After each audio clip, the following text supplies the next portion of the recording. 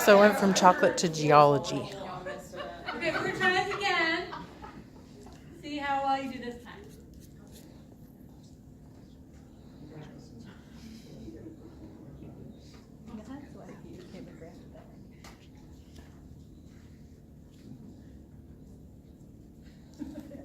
One more time.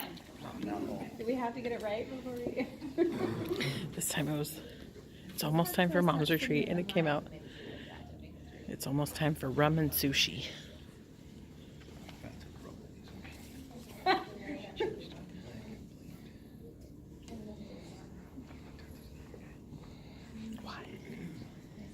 So what did I say?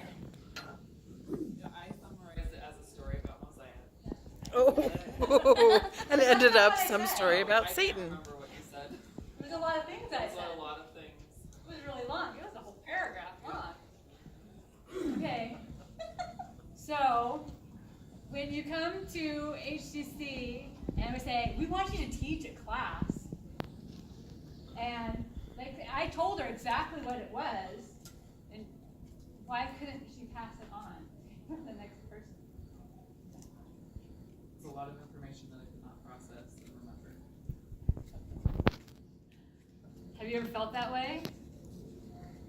We're just going to tell you, we told you what you're supposed to do, and I don't know why you can't remember all those things that we said, but you're expected to be able to do them, and maybe some of the things I maybe even didn't say, but you're expected to kind of know it, and because that's the way we do it, and there's an oral tradition about it, but we never wrote it down.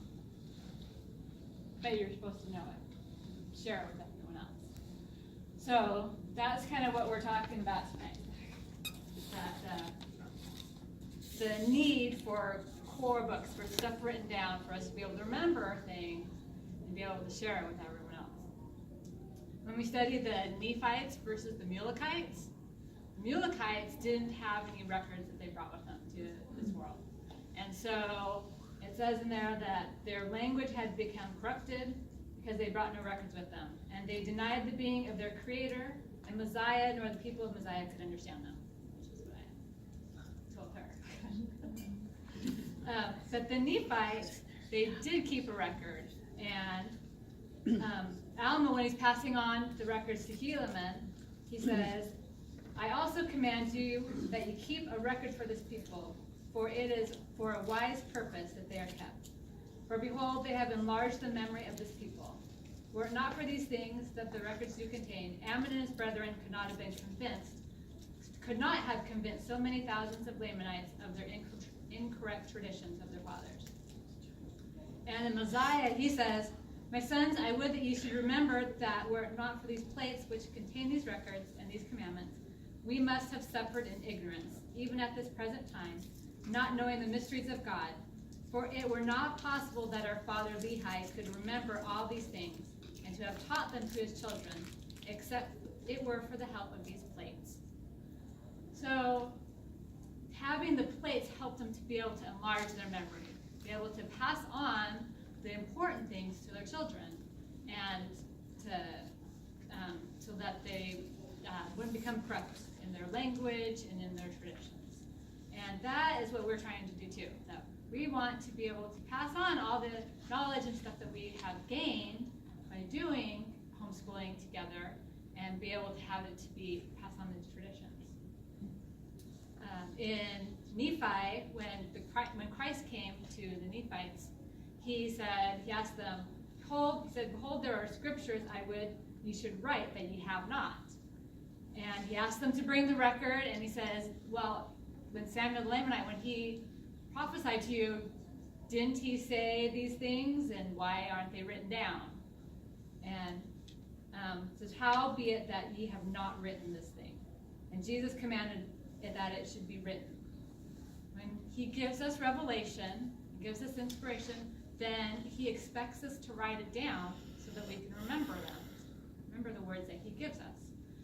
How can we expect him to give us more revelation and more influence or more inspiration in our classes if we don't take the time to write down what he has given us to be able to share with each other?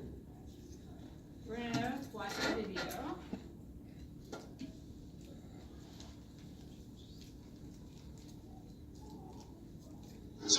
like to climb mountains. I like to build planes in the air. I grew up wanting to be on a plane, wanting to be up this high. Sometimes the temperature over the altitude will reach 60 below. It's crisp, it's refreshing. You never know what you're going to come across up there. Canadian geese, mallards, owls. These people back here, that's why I come to work. That's why I build airplanes in the sky. We're not just building a plane here. We're building a dream. I love this job. Look at how the bank's up here. When I look over there and I see that little kid, I look in his eyes, that's all the things I hate.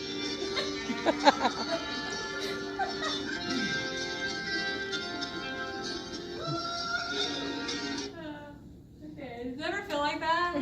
We're building an airplane while we're up in the air, and our children, and we're having this great, moment about it. But do you ever feel that way? Kind of, it's crazy.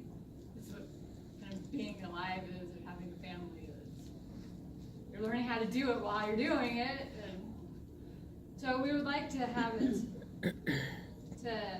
Right now, I feel like we're everyone studied Stephen Covey, the 4 quadrants.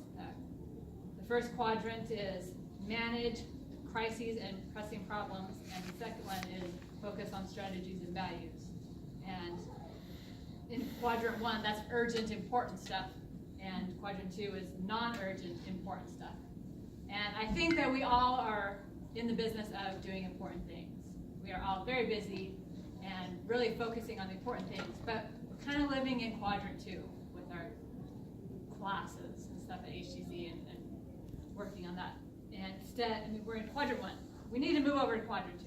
Instead of coming to class, or preparing stuff really fast at the last moment, or even just like a week or two before, then we are. It's great. Like everyone on the plane looks really happy, but we are getting stressed. We are getting tired and burnt out because we are so much in quadrant 1 instead of quadrant 2. So I want to help us to move over to quadrant 2. The same great work. Everyone it's wonderful. All the classes are great, but it's all that stress on our bodies and stress on our families that we could do better at. And so I'd like to share a story. You might have heard this one. It's called Sleeping Through a Storm. The young man applied for a job as a farmhand. When the farmer asked for his qualifications, he said, "I can sleep through a storm." This puzzled the farmer, but he liked the young man, so he hired him. A few weeks later, the farmer and his wife were awakened in the night by a violent storm ripping through the valley. He leapt out of bed and called for his new hired hand, but the young man was sleeping soundly. So they quickly began to check things to see if it was all secure. They found that the shutters of the farmhouse had been securely fastened. A good supply of logs had been set next to the fireplace. The farmer and his wife then inspected their property. They found that the farm tools had been placed in the storage shed, safe from the elements. He sees that the bales of wheat had been bound and wrapped in tarps. The tractor had been moved into its garage. The barn was properly locked tight. Even the animals were calm and had plenty of feed. All was well.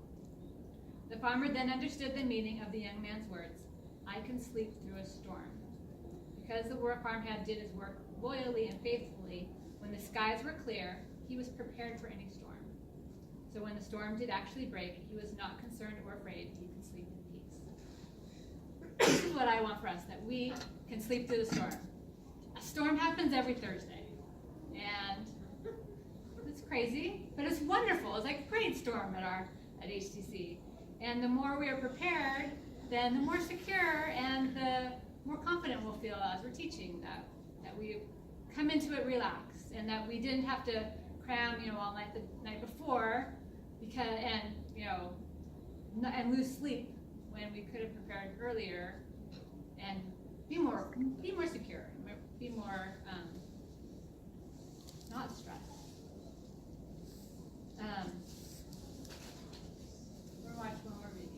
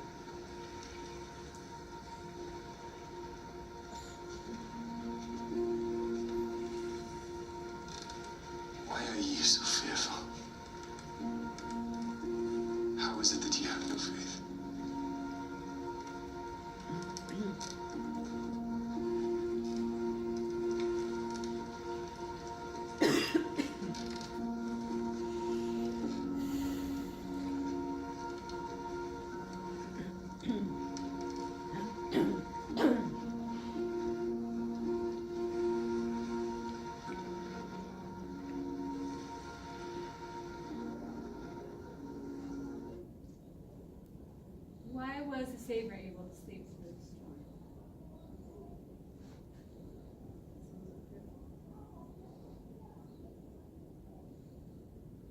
What fears do we have that interfere with us being able to sleep through the storm?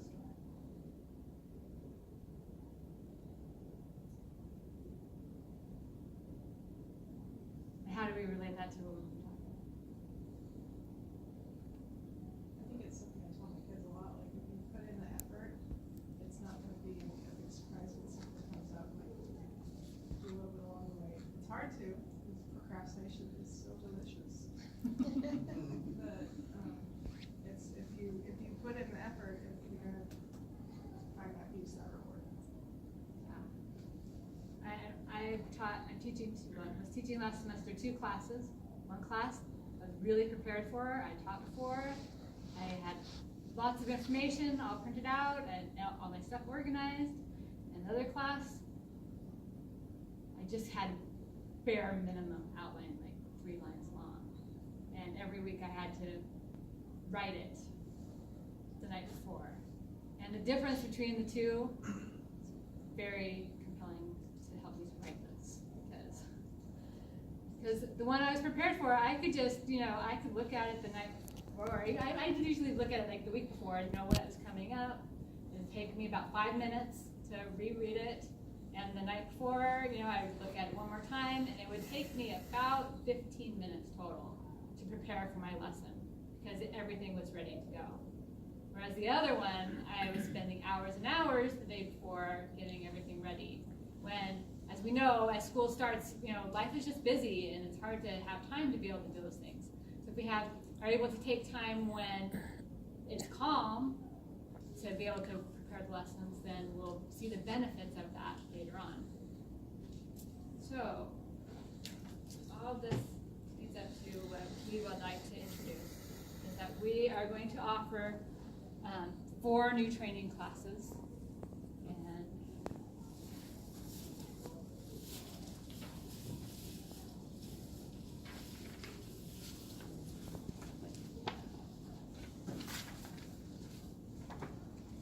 the classes are to help us to be able to be prepared for the things that we are doing right now. So they are lead scholar mentor training. So learning how to be the lead of the class and to design a project, a scholar project, and what needs to be done. And as we're doing the class, we are writing your class as we go. So the homework assignments will be part of what you're doing to prepare for your class. So if you're going to be doing the Revolutionary War class, then your assignments relate to finding the vision of your class, writing the inspirements for your class. And so as we are able to talk together about what things are our struggles in preparing a class, if we need ideas, that we can rely on each other to be able to help us to get our classes ready. We found that you can't, if we give you the class and tell you you're teaching a class in May in September, then that's not a sufficient amount of time to prepare a class and then to get together with your mentors and put it together and have a great class by September. It really takes a lot of thought and preparation to be able to design the class and then to be able to share it. And so to help with that, that's part of things we haven't done to help you in the past is that, so now we are going to have our lead mentors assigned, chosen in January, so that there's 4 months of preparation to be able to design the class, give you that time to be able to be secure in doing this. And then be able to meet with the other mentors that you're teaching with and be able to work on fleshing out that plan and adding creativity and variety to it. And that's going to start next Thursday, and it's going to be 9 o'clock to 10 o'clock and we're going to do Zoom video conferencing. Yeah. PM, yes. You just didn't say. In your pajamas. And you have to bring your own chocolate. So for anyone who is going to be a lead mentor for next year, then that's required to be able to be a lead mentor, so that we are prepared for that.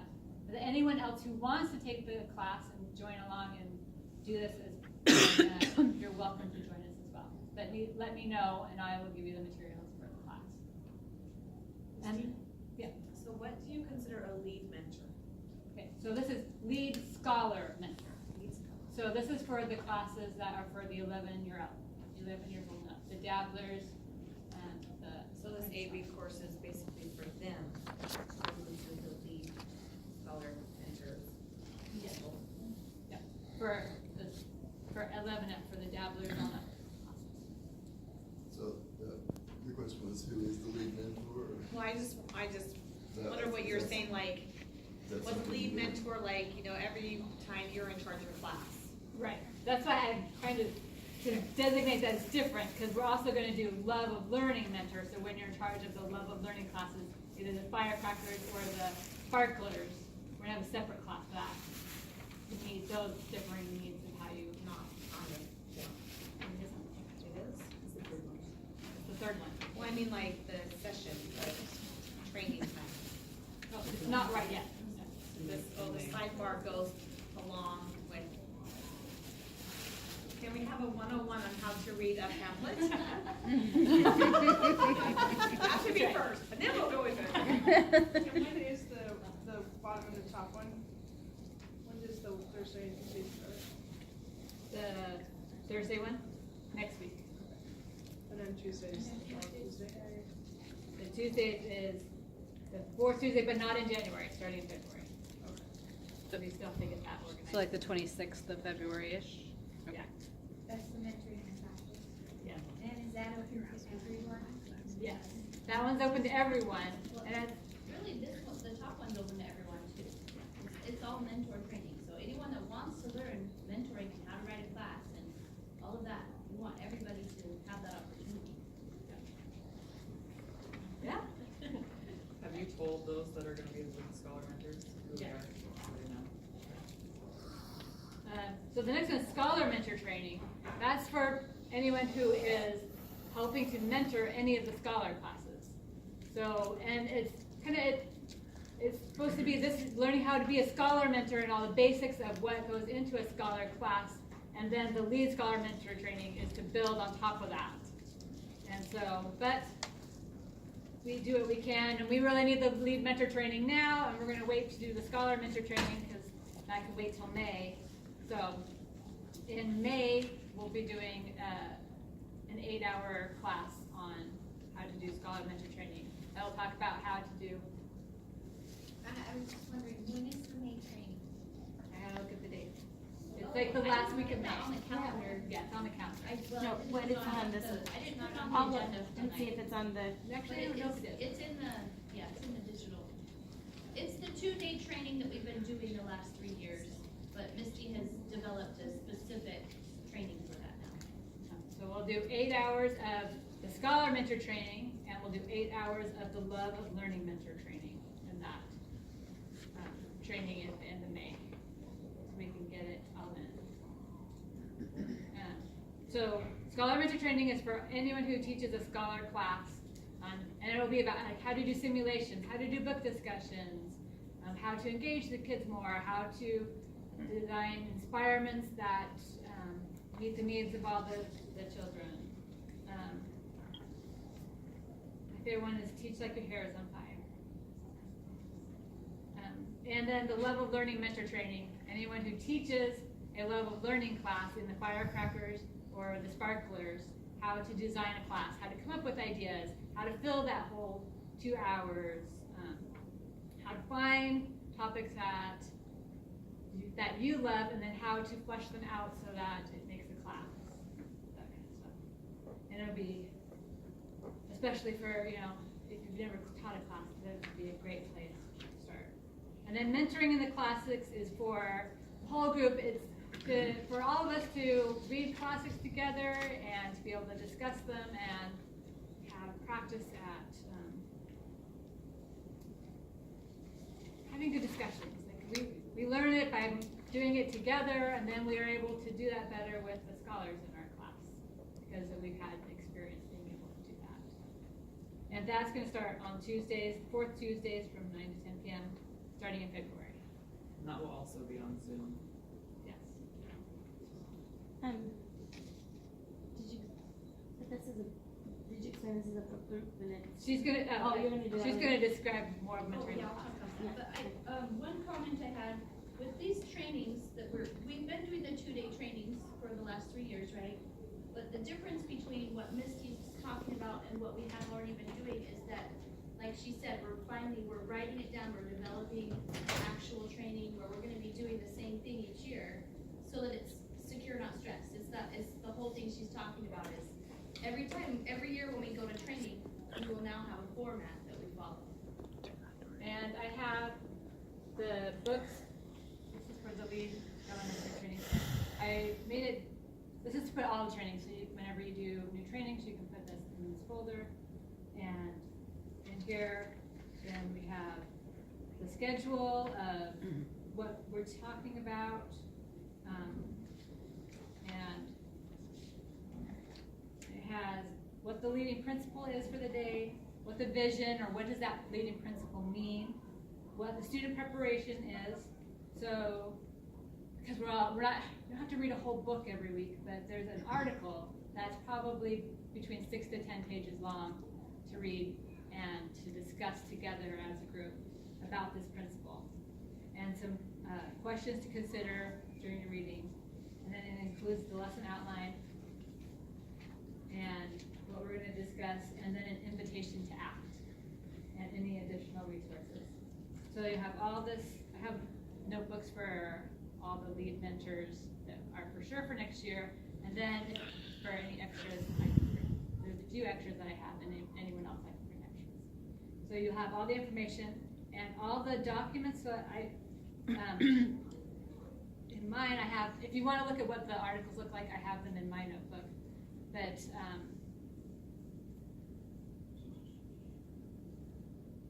the goal is that we share what we were invited to do, we have discussions about what we read, and we see how we apply these principles to the class that we are preparing for. And it's to be a discussion and sharing of ideas and being able to bounce ideas off each other and look for help for whatever you're struggling with. So that is what. The other thing in getting this organized, the important thing is that we're doing with the end in mind. What is the end goal of being a great mentor? Like, what is the training for? What are we trying to accomplish in this training? So I've written down this is what our vision is, what the qualities of a great mentor are. This is our end goal. So everything that we do in the training is building on one of these 10 principles. And in different ways, you know, when we study principles, every time you study it, you learn something new from it. Because you're at a different place, you've progressed, or you're having different struggles, so different principles will speak out to you. And so this is what we're basing all of our training on, is these principles, and how we can do these principles better and become, to feel more secure in what we're doing.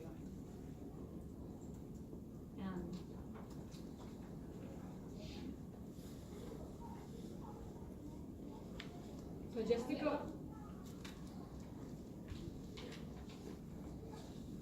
over them, there's love those you teach, love what you teach, begin with the end in mind, plan and prepare, teach by the Spirit, add creativity and variety, ask pondering questions, invite diligent learning, live what you teach, and communicate effectively. So in the trainings, all of these principles will be discussed in different ways.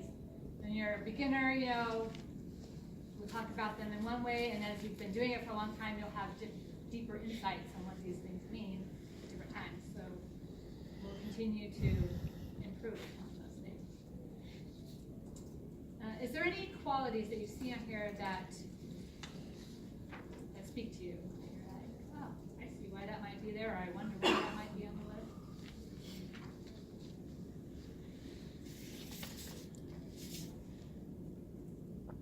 I think number 1 is my favorite,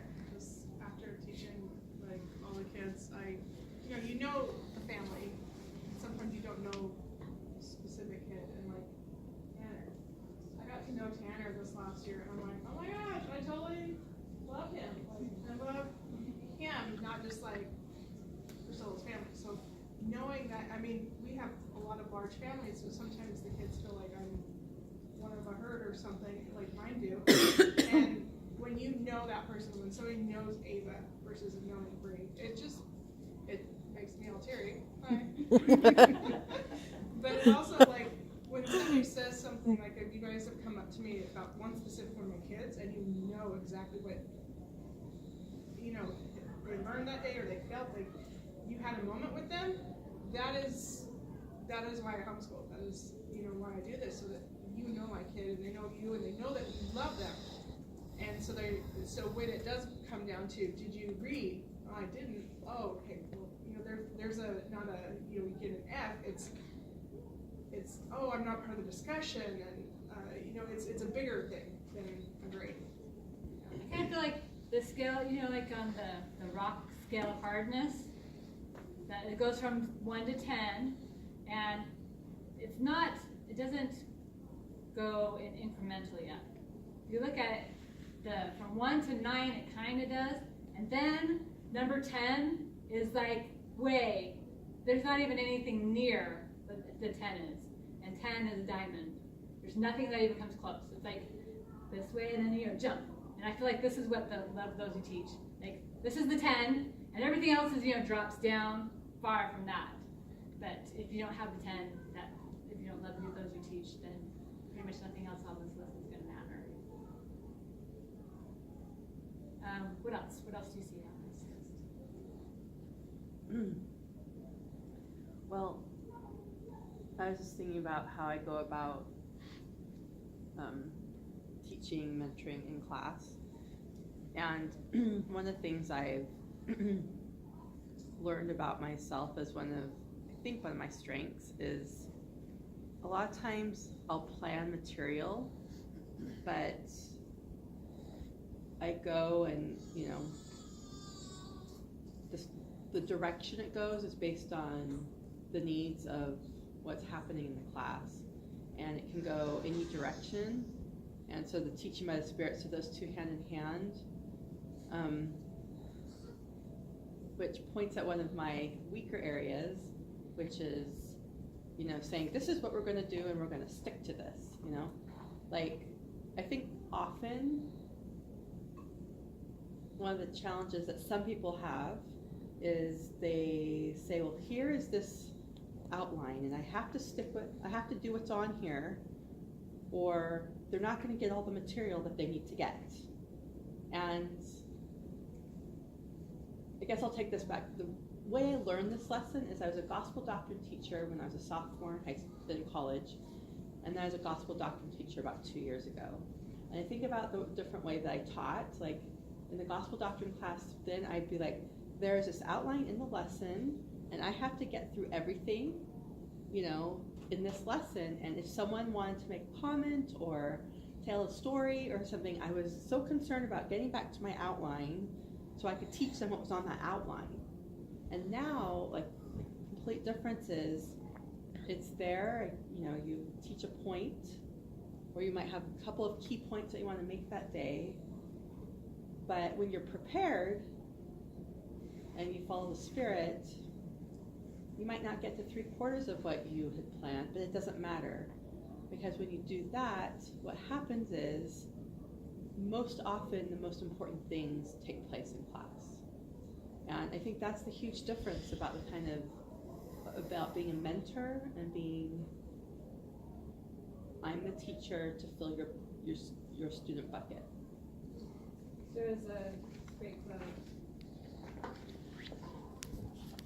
In preparing for battle, I have always found that plans are useless, but planning is indispensable.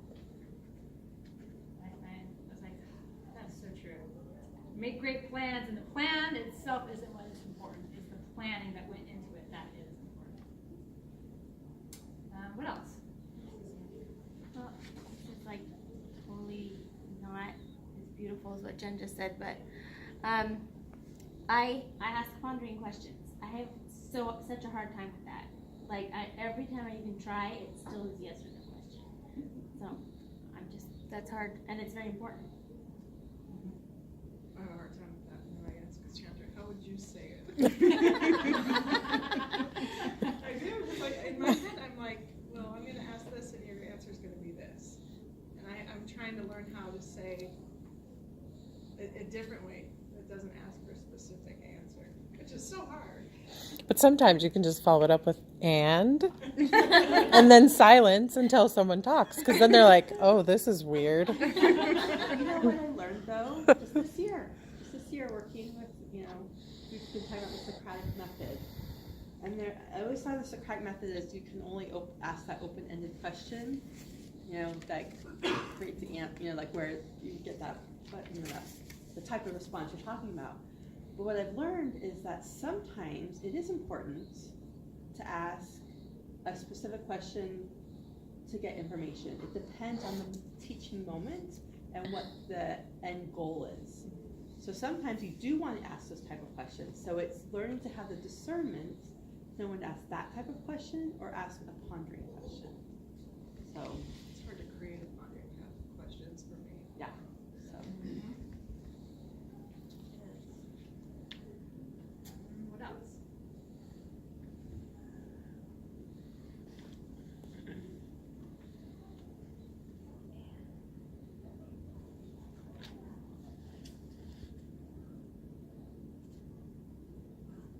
Well, I guess I can also speak to plan and prepare.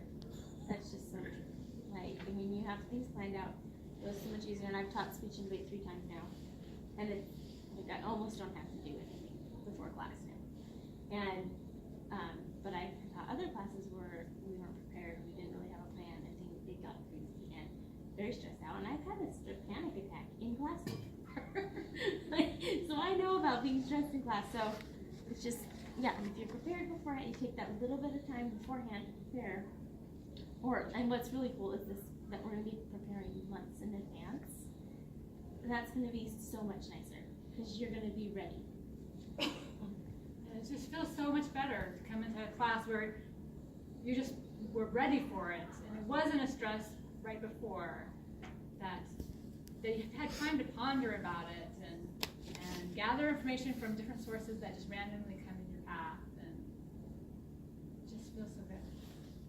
I also, going along with that, like, begin with the end in mind, because a lot of times we can waste a lot of time planning and preparing a lesson or a class without really knowing what the end goal is, and to really be able to flesh out why we're doing this, because when we developed as a Commonwealth, like, kind of the vision for where we wanted to go and the classes we wanted to teach, we talked about that, but then as it's changed and new people have come and other people have gone, and we don't necessarily all still remember those conversations. And so to really make sure as we're planning that we do have that vision of beginning with the end in mind, beginning with the end of this lesson in mind before I plan it, begin with the end of this course in mind, and begin with the end of the journey through the whole 18 years in mind, and having that cohesiveness throughout the group in a way for that to continue and renew itself every year, I think is really good. With the World War II class they're preparing, we don't have all the information because we didn't have an official record of it to be able to pass that down. So now we have to recreate it again. And then we have to do all that work again, right? We did have a lot, but not everything. Yeah. It's like, not everything. Yeah, we did have some, quite a bit. Yeah. And I found that oftentimes before you can create something, sometimes you just have to play with all the ingredients. You don't know where they're going to go, and once you're familiar with all the ingredients and know what you have, then you take those and you can create from that. It's really hard. Often it's hard when you haven't done it before than to just start with the principle and build straight from that without having played with some of the elements beforehand. We're going to talk about that in our class, how to do that. So as I kind of the process of developing this is I sat down and thought really hard about where I wanted this to go. Like, we talk about that we need training, but we didn't have a vision of what that specifically looked like, and didn't have it written down to share what is their vision, what does it look like to be great. And so everything in there truly has been, because I spent the time first to design this and to study. I read tons of stuff about different qualities that a mentor has and prayed about which ones I thought were foundational that the Lord would want us to have as principles guiding us. There are more that could be, but I felt that this was the essential ones. And I tried to make it so that the less is more. Not write too much about it, but let the principle speak for itself. And as we share our experiences with it, that we'll have lots to join in the conversation with. That it's not Misty's curriculum. That these are principles that Heavenly Father has given us. And